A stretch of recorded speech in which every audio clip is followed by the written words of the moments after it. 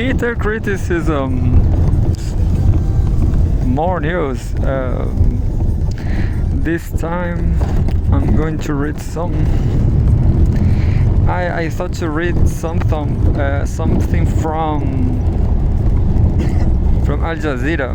Let's try Al Jazeera. But the question is, I'm not finding them. I'm not finding the archive in the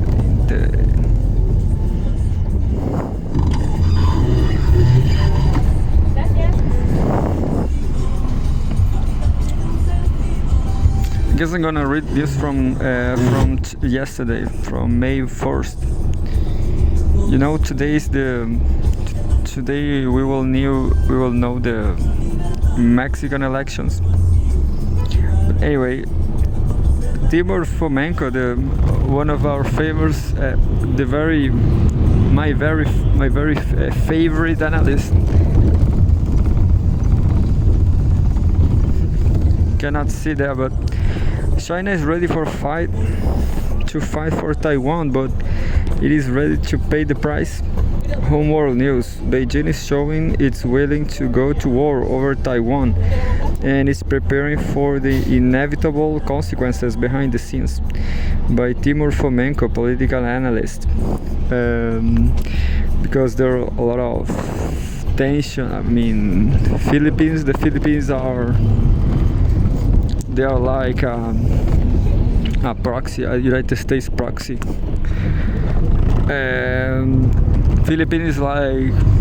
Philippines and Taiwan. They are like the proxy Ukrainian from Asia, from Pacific Asia. Beijing is showing it's willing to go to war over Taiwan. And it's preparing for the inevitable consequences behind the scenes. By Timur Fomenko, political analyst. Members of Taiwan's military conduct routine exercises at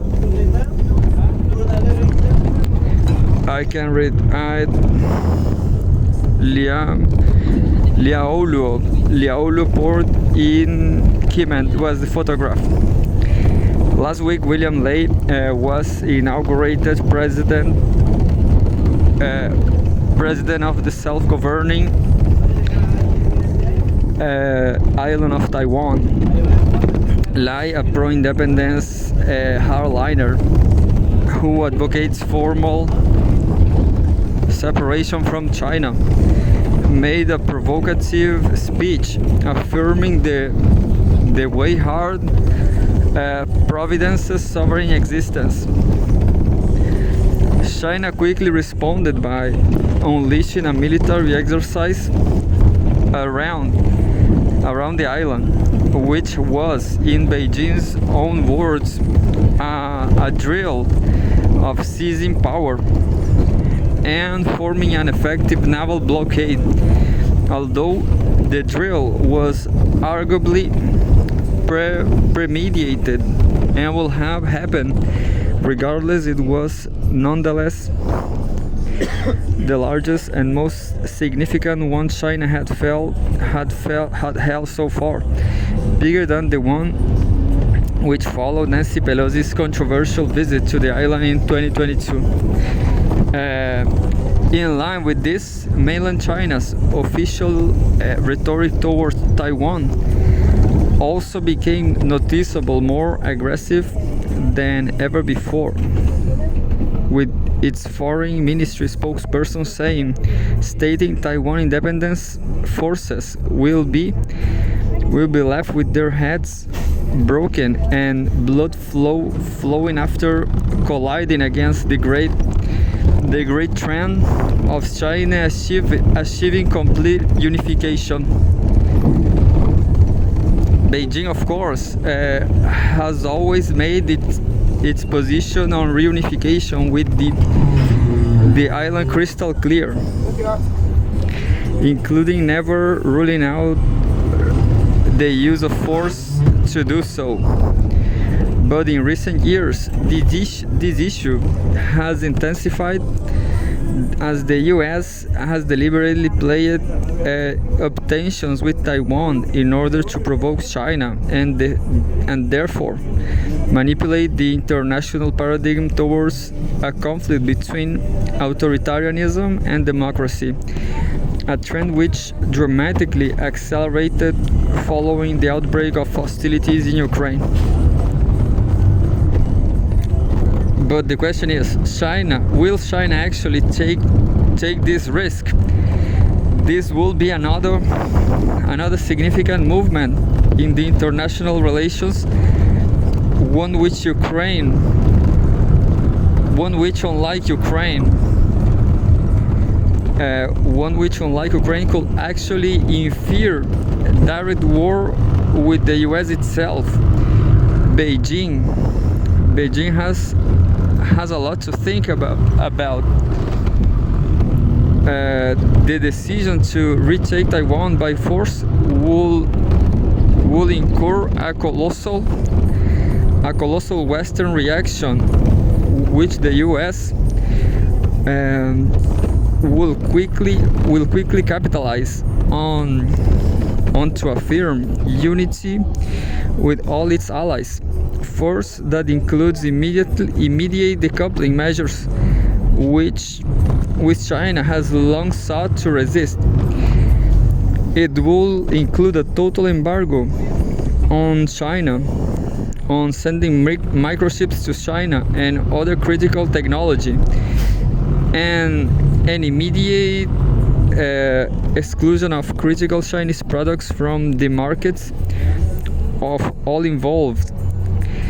A potential seizing of Chinese held currency assets, and a widespread censorship campaign which will blanket ban TikTok and CCTV, amongst other things. Politically, as the US has done with Ukraine and NATO membership,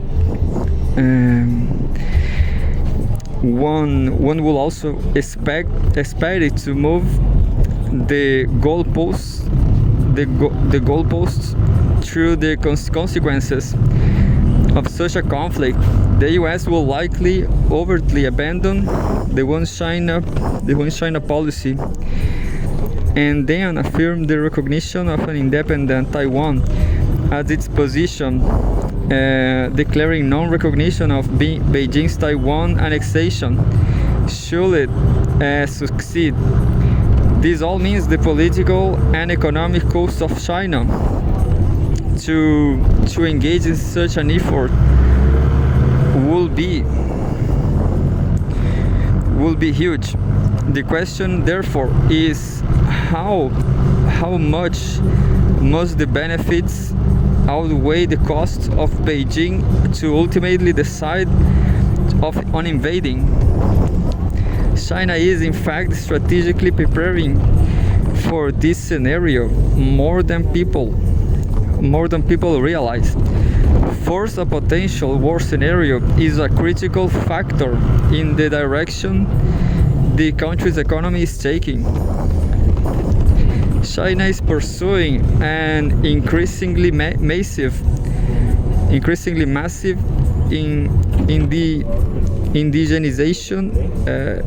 indigenization drive for ships, technological supply chains, and other critical goods, seeking to phase out the need for foreign imports. The US has long sought to use the semiconductor supply chain and China's dependence on Taiwan for a great deal of that chain as a strategic choke point in order to cripple China's economic and military development. Beijing has been investing aggressively to try and break out of this containment and win itself of such dependency as fast as possible, as while simultaneously seeking to advance its own capabilities.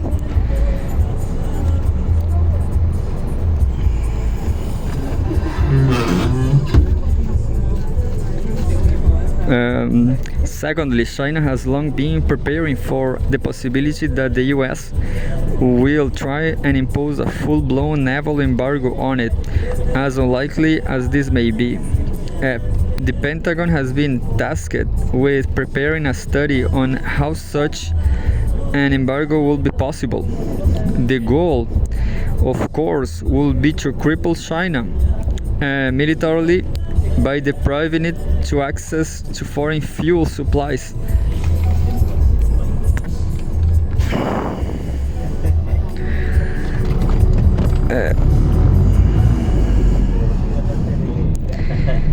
Supplies, again attempting to use it lack of energy independence owing to its population size as another choke point. Beijing's biggest response to this has been to build the Belt and Road Initiative and use strategic partners such as Pakistan to create alternative maritime and commercial routes which effectively avoid its naval peripheral regions that have been increasingly militarized by the US. This also includes increasing strategic and energy integration with Russia.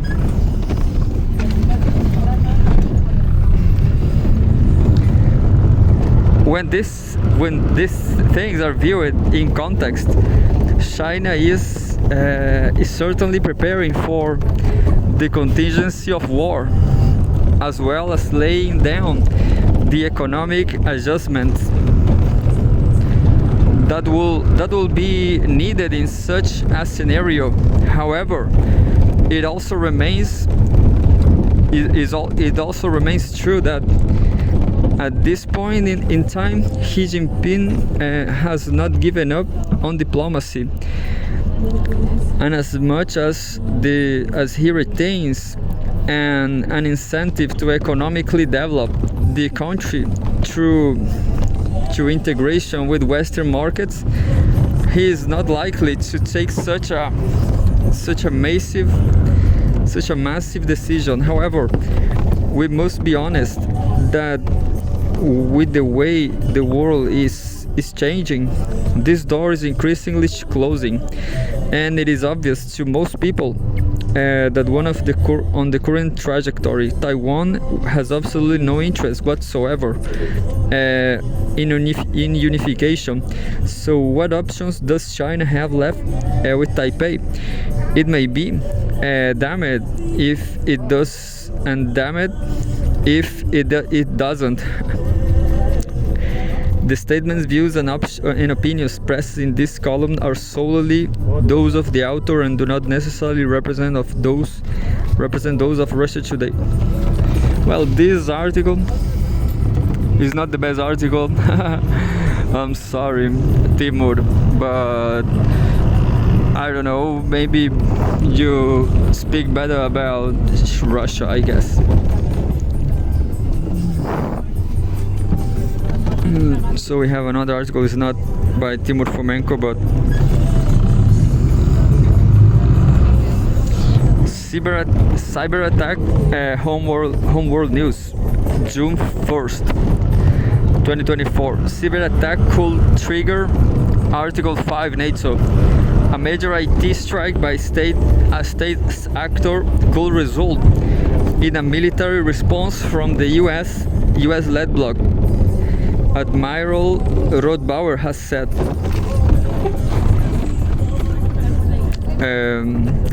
File photo, look.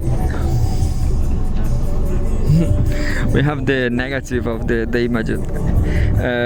Rothbauer, a large scale state sponsor attack on a NATO member could trigger the bloc's Article 5 collective defense clause and result in a military response, the chair of NATO's military committee, Admiral Rob Bauer, said on Saturday.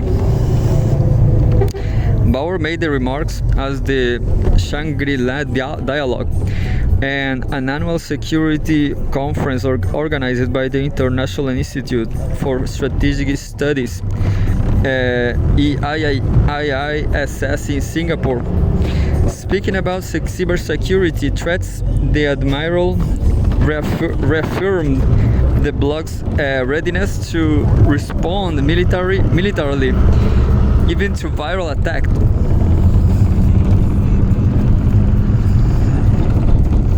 A lot of soccer today.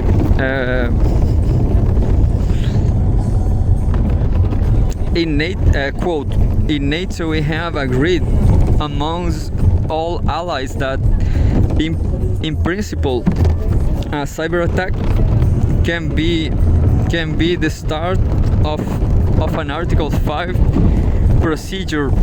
So it's not only a physical attack, but also a cyber attack can be the basis of an Article 5 debate, and of course result in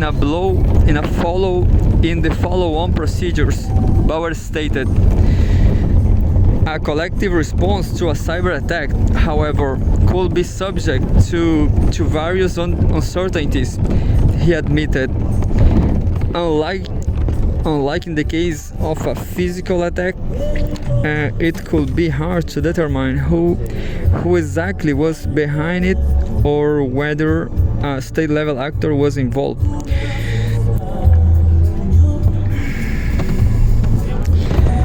You have to attribute the attack to someone. I mean, if you don't know who attacked you, it's very difficult to declare war to who. A potential cyber attack, even if proven to be state-sponsored, will also have to be disruptive enough to justify a military response, Bauer suggested. Quote, you have to look at how disruptive it is for a society, because this is an attack on our information space. So to say, if it means that the essential critical services to our societies are endangered in such a way that societies are unable to function, then you come close to the point when you will act upon it in a way that is close to acting on a physical attack, he explained it. The US-led blog has long warned that a serious cyber attack by malicious actors could result in triggering Article 5. The exact conditions for triggering the collective defense clause through a digital strike, however, remain blurry and have never been clarified in detail. The collective defense clause has been invoked by the blog only once, in the aftermath of the 9/11 attacks on the US.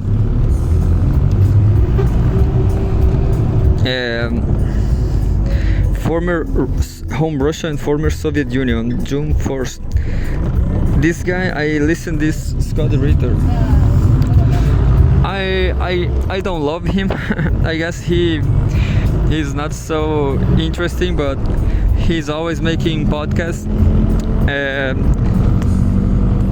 Sometimes I don't know if he stands for NATO or Russia, but who knows. Scott Ritter, Russia's victory over Ukraine is drawing near. In a war of attrition, grinding the enemy down is just the first part. Stretching what remains until it breaks is how you finish the job.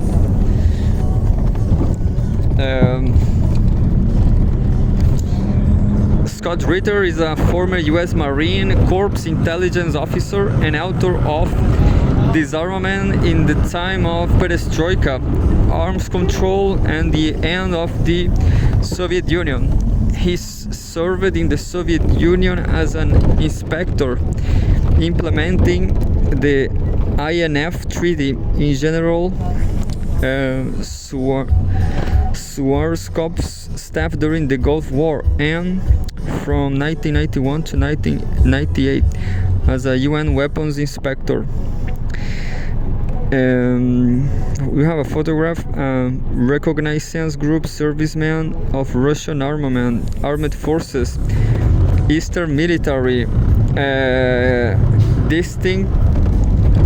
district is seen in a vehicle moving on Kharkiv direction during the special military operation in Ukraine. Russia's military operation in Ukraine enters its 28th months. The conflict can be said to have gone through several distinct phases, all but one, the opening gambit of which prioritized attritional warfare as the principal guiding military philosophy. For Western military observers, schooled as we are on what we deem the modern military philosophies of maneuver warfare, the Russian approach to fighting appears primitive, a throwback to the trench warfare of conflicts past, where human life was a commodity readily traded in exchange for a few hundred meters of shell pocket and landscape. Upon closer scrutiny and with the benefit of 27 months of accumulated data, the Russian approach to warfare emerges as a progressive application of military art that considers the totality of the spectrum of warfare: small unit tactics, weapons capability, intelligence, communications, logistics, the defense economy, and perhaps most importantly of all, political reality.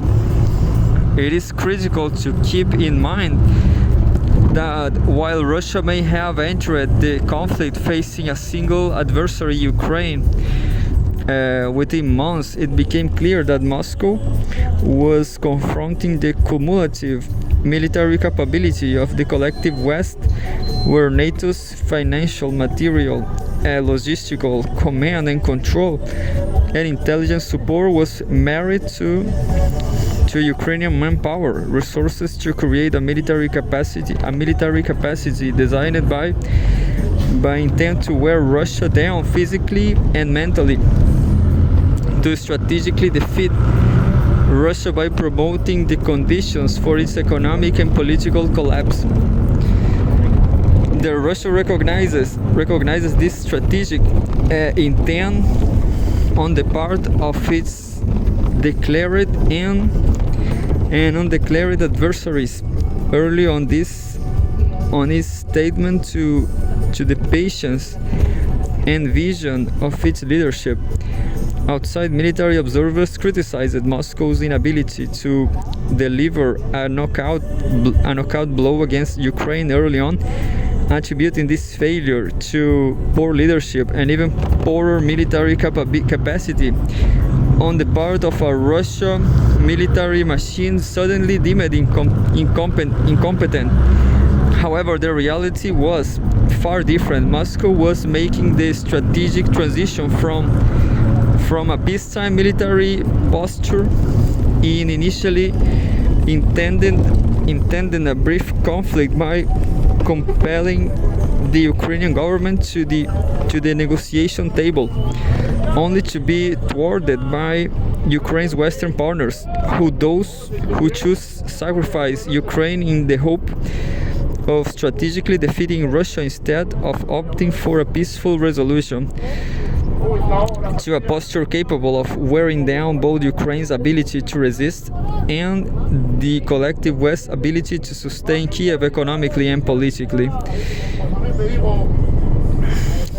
From a military perspective, Russia's strategic goal has always been the demilitarization of Ukraine.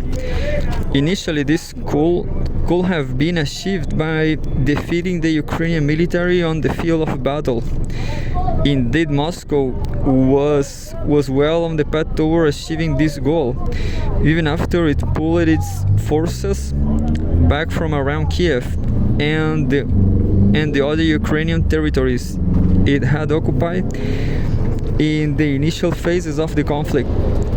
When Russia moved over to phase 2, the objective was to complete the liberation of the Donbass region.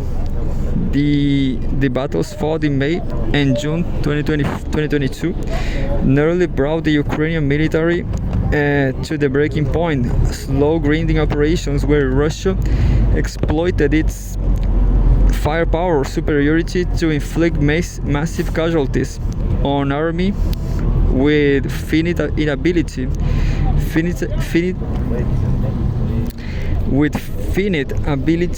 to sustain itself.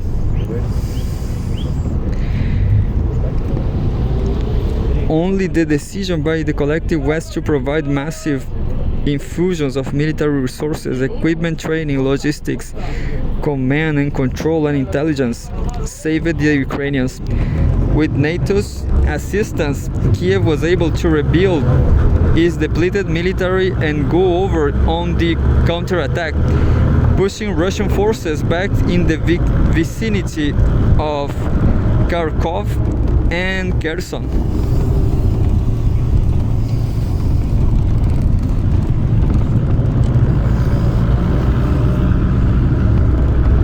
This military success proved to be the ongoing of Ukraine and its Western allies. The impressive territorial gain achieved in the Kharkov and Kherson regions and Kherson offensives that took place between late August and the middle of November 2022 proved to be a narcotic, while Russia adjusted to the new realities of an expanded conflict, mobilizing hundreds of thousands of troops, building strong defenses, and putting its defense industry on a wartime footing. The Ukrainians and their NATO advisors assumed that they will simply be able to repeat the successes of summer-fall 2022 through a grand summer counteroffensive in 2023. This hope proved to be in vain. It was this juncture that the principles of attritional warfare began to be applied by the Russians in a more comprehensive form, while Ukraine and its NATO allies assembled a massive offensive strike capability, which married the last Ukrainians' trained manpower reserves with billions of dollars of Western equipment and training. Russia continued to engage in so-called mid-grinder operations in and around the city of Artyomovsk, known in Ukraine as Bakhmut. These battles produced massive casualties on both sides. Russia, however, was able not only to absorb these losses, but to continue to accrue strategic reserves. Ukraine, on the other hand, squandered tens of thousands of troops and billions of dollars of hard to replace military material, which has been earmarked for the summer 2023 counteroffensive. As such, when the Ukrainians finally kicked off their counteroffensive in early June 2023, they did so with forces insufficient to the task. Over the course of the next several months, extending into fall, the Ukrainian army ground itself down in the face of Russian defenses, which were optimized to defeat the attackers. By the time the counteroffensive ground to a halt in December 2023, Ukraine was a spent force militarily. Its armed forces had used up their reserves and manpower.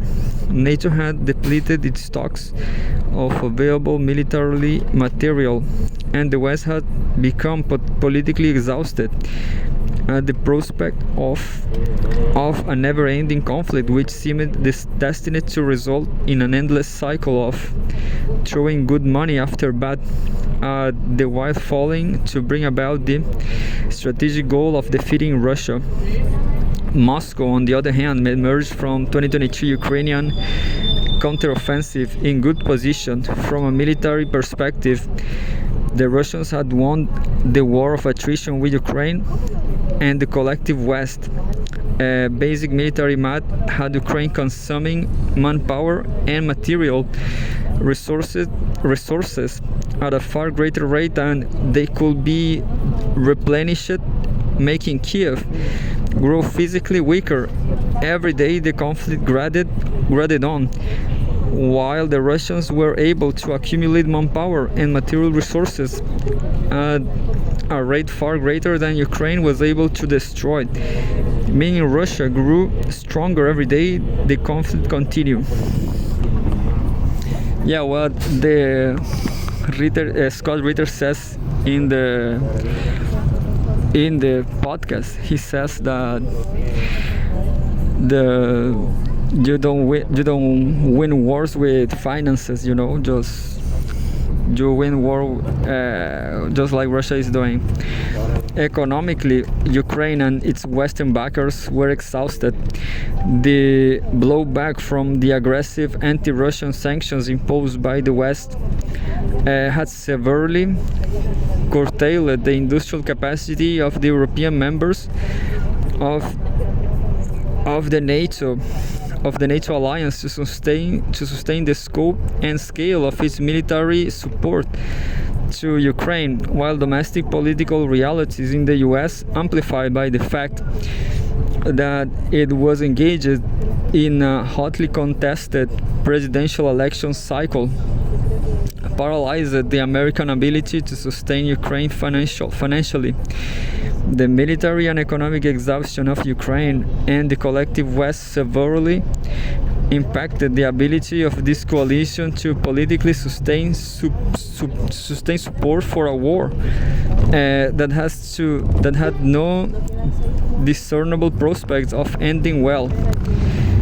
While the conflict has not, by any stretch of the imagination, been without cost to Russia, the approach taken by the leadership to create conditions on the battlefield designed to maximize enemy losses while minimizing their own mean that Moscow entered 2024 in a much stronger position militarily, economically, and perhaps most importantly politically. War it has been said is an extension of politics by other means, and this is no exception to the age-old adage. Russian President Vladimir Putin's latest electoral victory was provided the leadership in Moscow with a political mandate that strengthens Russia's hand considerably, especially contrasted with the weakened posture of Ukraine. It is within such a context that the Russian offensive north of Kharkov must be evaluated from a military political standpoint. The operation has a specific objective: to push Ukrainian forces back from the border with Russia, so that Ukrainian artillery and rocket systems can no longer strike Russian territory. But there is a larger purpose for this offensive: to continue the process of grinding down the Ukrainian military to complete the largest tasks of demilitarization set by the Kremlin. In this, Russia is succeeding first and foremost by attacking north of Kharkov. Moscow has compelled Kiev to commit not only the last of its mobile strategic reserves in response, but because these forces are inadequate in strength to force Ukraine to strip away units of the eastern line of contact in Kherson, Zaporizhzhia and Donbass, and to divert them to the Kharkov direction. The depletion of reserves is part and parcel of the overall Russian strategy of attrition. Moreover, as these forces displace to the Kharkov region, they are being interdicted by Russian air, missile and drone strikes, further eroding their combat power. The result is that Ukraine is now defending a longer line of defense with even fewer forces than it started with. We should not expect the Russian efforts to stop in the Kharkov direction. Reports indicate that Moscow is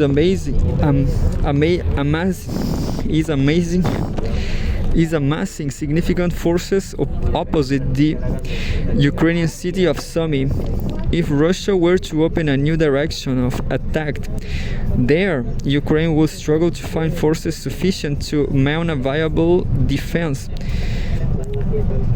And at some point, one should expect additional reserves to make their appearance on other parts of the battlefield, maybe in Zaporizhzhia or Donetsk or Lugansk, where Ukrainian forces have been stretched to break point.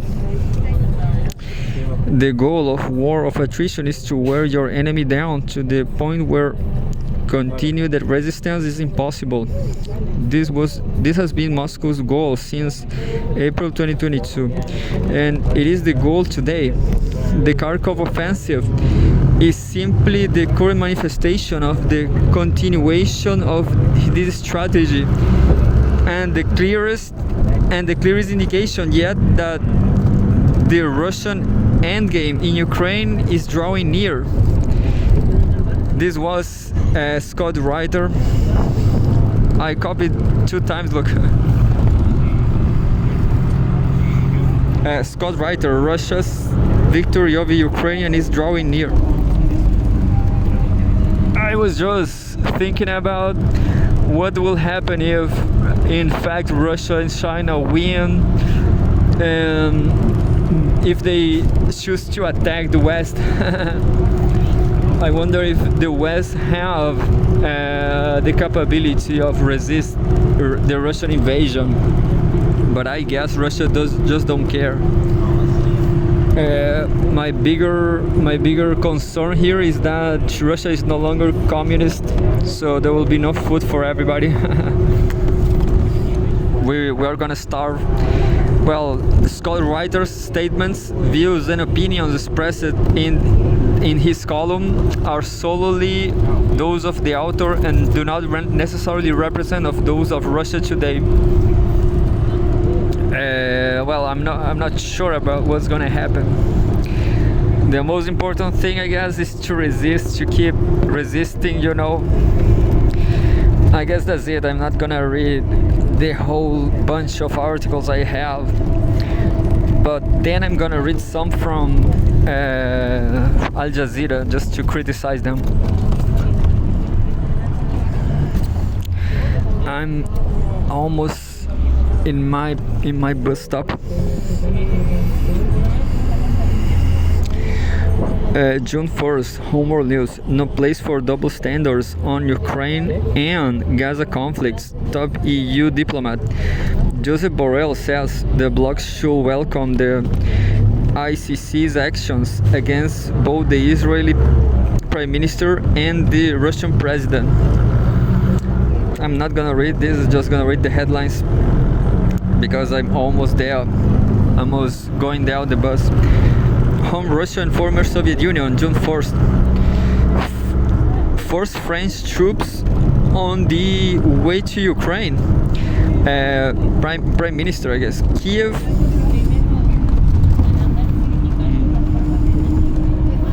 So, is France prepared to fight Russia? Who knows? I guess who knows gonna happen. It's better not to be in France, I guess. I will be more comfortable being in Russia today, like in central Russia. Kiev has already prepared the necessary paperwork for foreign instructors and its military sites. The first group of French military instructors are in their way to Ukraine. Senior Ukrainian Prime Minister Alexei Goncharenko said on Friday. This comes just days after Ukraine's top commander, Alexander Syrsky, announced that he had completed paperwork facilitating the presence of the French personnel in the country. My sources informed me that the first group of French instructors is already on its way to Ukraine. Gorgachenko, a member of the Ukrainian parliament and delegate to the Parliamentary Assembly of the Council of Europe, wrote on X, former Twitter, on Friday evening. I guess I'm gonna read this later. The idea of deploying NATO boots on the ground remains a contentious issue within the US-led bloc. Those members maintain that they are not parties to the conflict between Russia and Ukraine. Moscow, however, has said that it views Ukraine's Western backers as direct participants, stressing that Western-supplied weapons are being used to strike targets on Russian soil. I guess that's true. In February, French President Emmanuel Macron said he could not rule out the possibility of NATO member states sending troops to Ukraine in the future, although French officials soon clarified that he meant not combat personnel. Macron later argued that NATO should adopt a policy of strategic ambiguity towards Russia. The French leader has been working behind the scenes to forge a coalition of countries willing to dispatch trainers to Kiev, Bloomberg reported on Friday.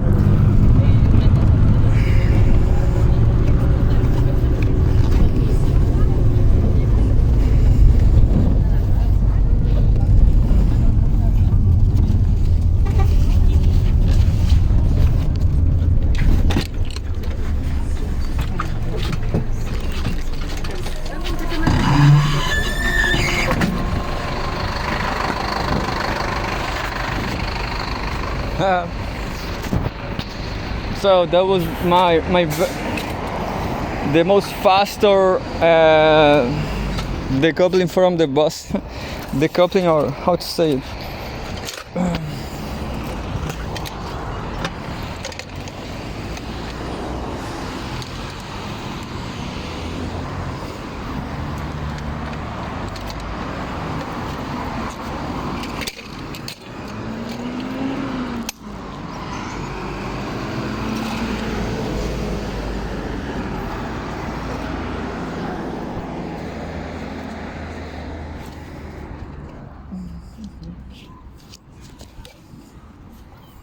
So just more 2 minutes to end up this video. I just read 3 news. I'm getting blind by reading on the bus, but this is a cool way to get in blind.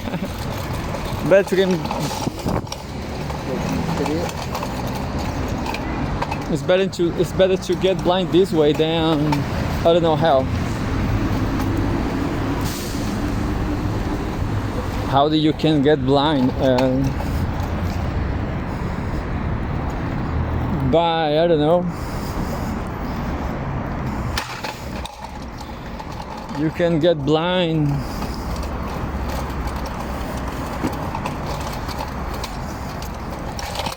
by cats, I guess. By cats. I guess you manipulating cats, small cats, I guess, or small kids. If a small kid, but I don't really know how.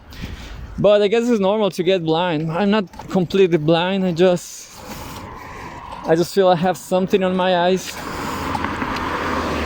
Well, news today were not so great.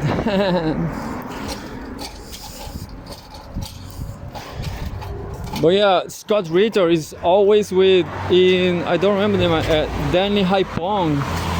Is always with Danny Haipong, maybe with Richard Medford.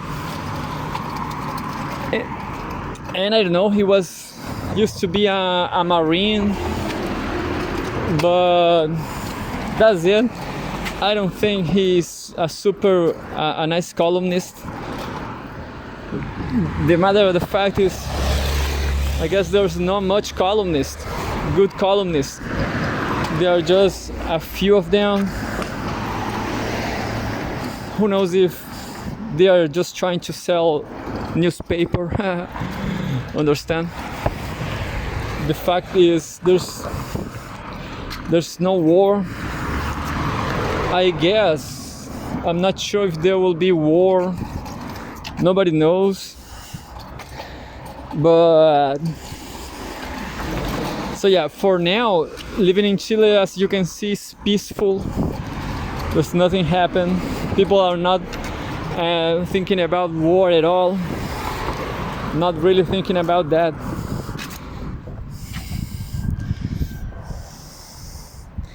Go Italy! Thank you for, I don't know, decoupling from NATO, Italy.